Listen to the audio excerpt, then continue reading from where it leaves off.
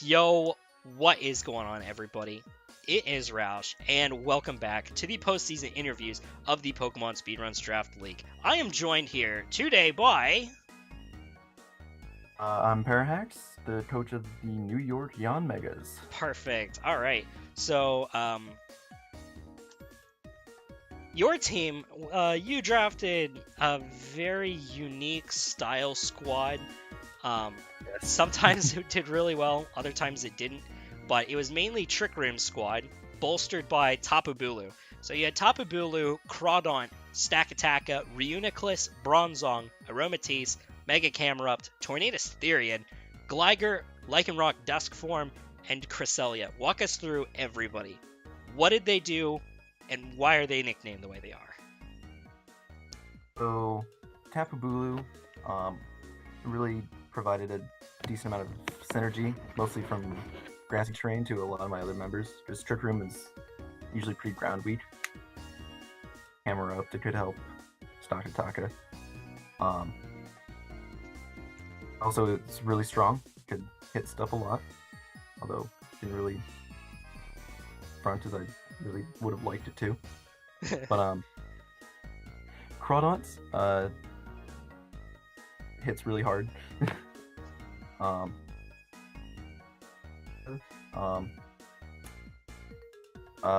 Took a really good OTR set, offensive Trick Room. It's also my favorite Mon. Really? So Well, that's pretty cool. Yeah. Again, like Bulu and Crawdaunt, just hits things really hard. Reuniclus, very, because it can both function under Trick Room and also be kind of a standalone. Is your microphone all right? Hmm? Is your microphone all right? Maybe. Probably not. You're scratching it an awful lot. I have no clue what you're doing. Oh, I don't know. All right. Anyways, continue. Reuniclus. Reuniclus. So it can function both as like a setup sweeper in of itself, and also function as like a offensive Trick Room Mon. So it's actually style Pokemon on my team. Was kind of help set up Trick Room and be kind of more of a wall than anything. Same thing kind of with Aromatisse, and so helped with clear duties, wish passing and stuff. Mega Camerupt also hits things really hard. Also probably one of the slowest things in the game, so it can just outspeed pretty much anything under Trick Room and nuke them. Tornty provided a good amount of speed control outside of Trick Room, and could also had good offensive presence, and it could defog away hazards if need be. Served kind of the same role as Bronzong, kind of to wall stuff, except without setting up Trick Room. It was more from that. Wasn't really used on full. But anyways, is there the wall stuff? It's pretty good. Alright. Lycanroc Dusk is also there to provide a bit of speed control. Not as effective as Tornty, but it was decently speedy and it could hit hard as well. And then Cresselia, it's just fat. You set up Trick Room, and it can wall so many things. So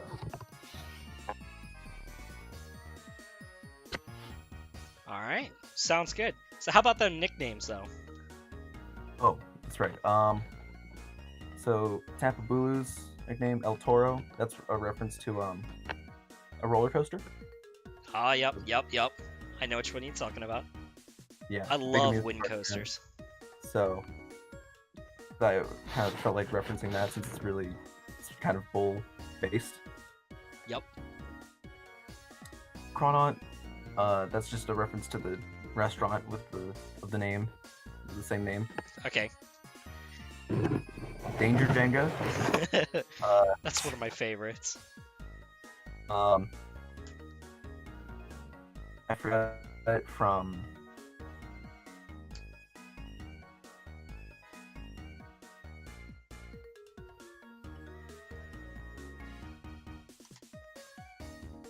Uh-oh. Did we lose you? Did that not go through? No, not really. Oh. Alright, just repeat Danger Jenga. Okay, so Danger Jenga, I got it from a Smogon user. They Okay. had it in their signature or something like that on their profile, Gotcha. and that's kind of funny actually. So I started using it. I like it. Mitochondria is a reference to that whole House of the Cell thing. Yep. It's since Reunitless seems it's kind of based on that. Yep. It does seem to be based on cells. Yes. Taco Bell. It's a restaurant of the same name. It's a bell. Yep. Sorry. Like, I'm sorry, but world's most common name for a bronzong ever. Yes. It was not very original on that front. Old Spice, deodorant brand. Very not entirely the same as perfume, but I was like, this is the best I could come up with, honestly.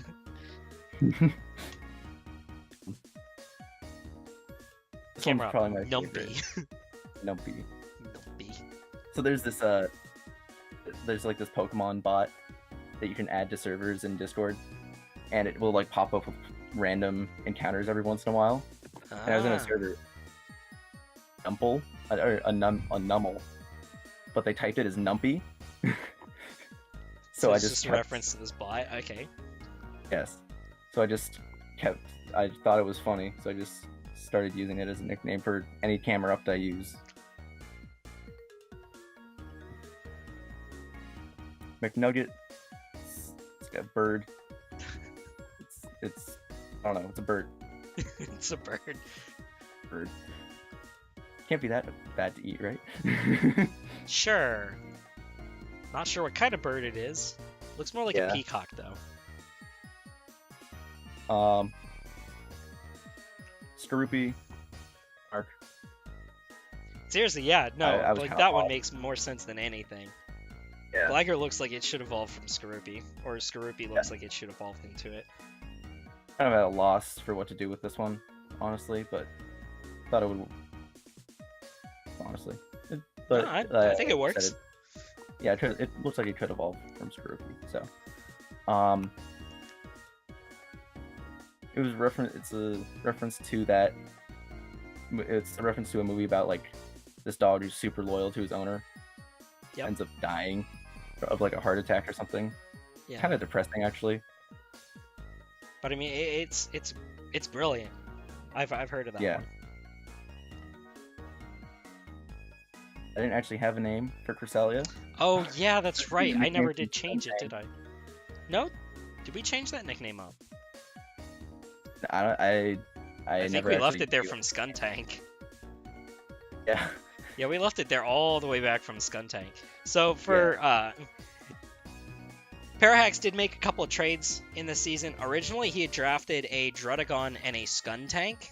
So that nickname is left over from the Skuntank. We never did change it. So you added Lycanroc Dusk in exchange for the Drudagon. Then you added a Machamp in exchange for the Skuntank.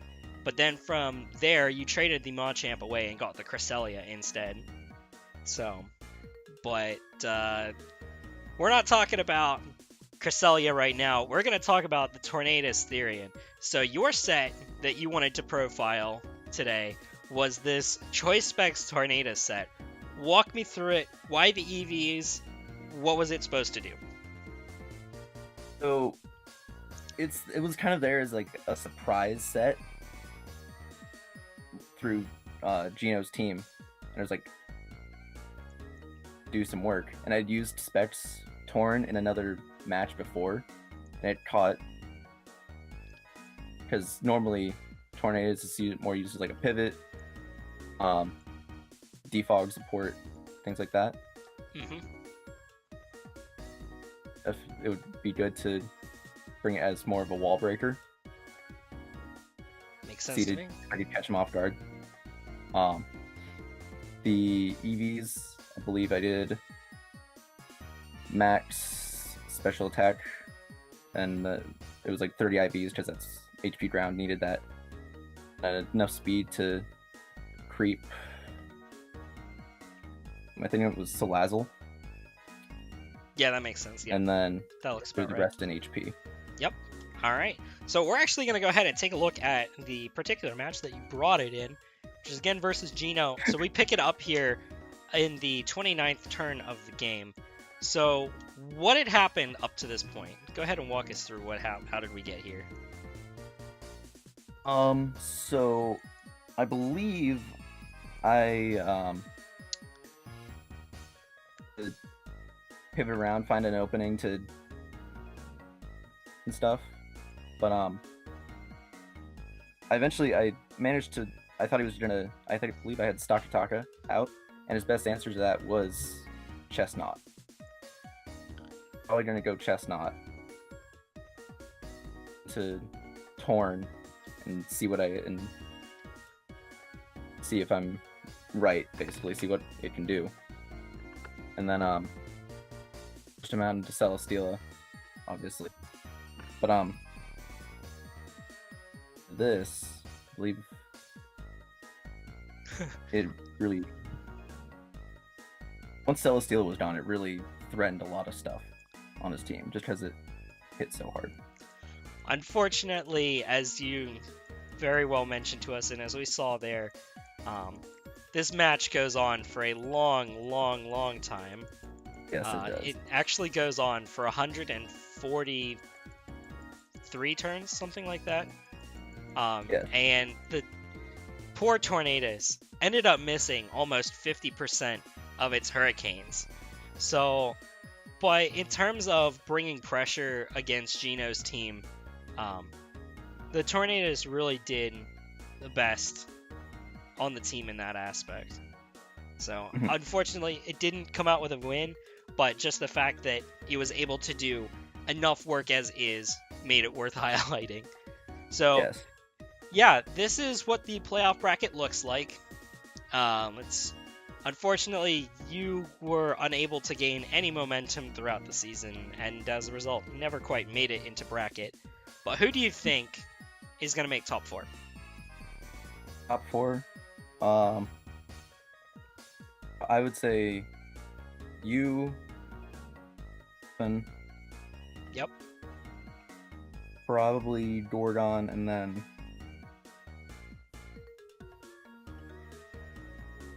So you're just going with the division leaders, basically. You think that they're going to be the ones. But I also feel like it's the most effective because like really good players. Geno's a really good player. Gorgon's really good as well. So the